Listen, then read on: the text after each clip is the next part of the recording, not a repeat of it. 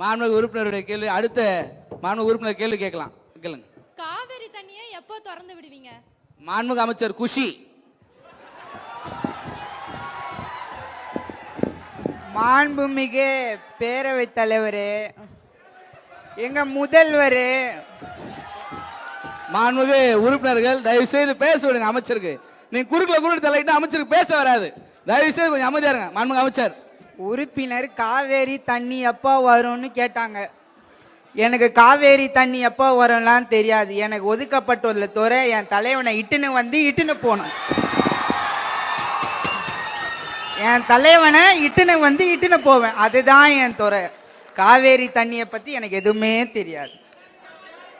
அல்பதில் பேரவைத் தலைவர் மாண்புமிகு அமைச்சர் தாஜ்முகன் சொல்லுங்க.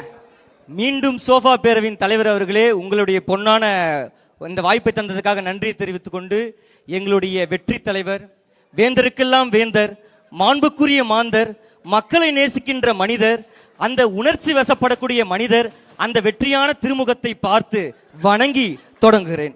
இப்போ இன்னொரு கேள்வி கேட்டாங்க, காவேரி தண்ணி பத்தி கேட்டுட்டு இருக்காங்க. அந்த கேள்வியே தவறானது. ஏன் தெரியுமா பேரவைத் தலைவர் அவர்களே? எங்களுடைய தலைவர் அவர்கள் இப்ப கர்நாடகாவுக்கு போனாரு, மேங்களூர் போய் அம்மனை வழிபட போனாரு. தலைவனுடைய கடைக்கண் பார்வையும் அந்த தெய்வத்தோடைய கடைக்கண் பார்வையும் பட்டா தமிழ்நாட்டுல மழை கொட்டுன்னு கொட்ட போகுது. இதுக்கு மேல காவேரி தண்ணி தமிழகத்துக்கு எதிர்க்கு மழை தண்ணி கொட்டுன்னு கொட்ட போகுது. அந்த கடைக்கண் பார்வையை பாருங்க, அந்த கடைக்கண் பார்வையை பாருங்க. அப்படியான பார்வை இந்த தமிழ்நாட்டில் இருக்கும்போது எதற்கு நமக்கு காவேரி தண்ணீர்?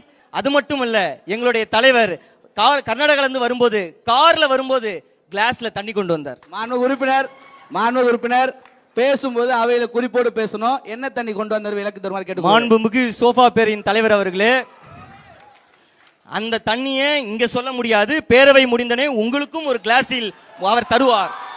தாராளமாக வாங்கி நீங்களும் பருகலாம்.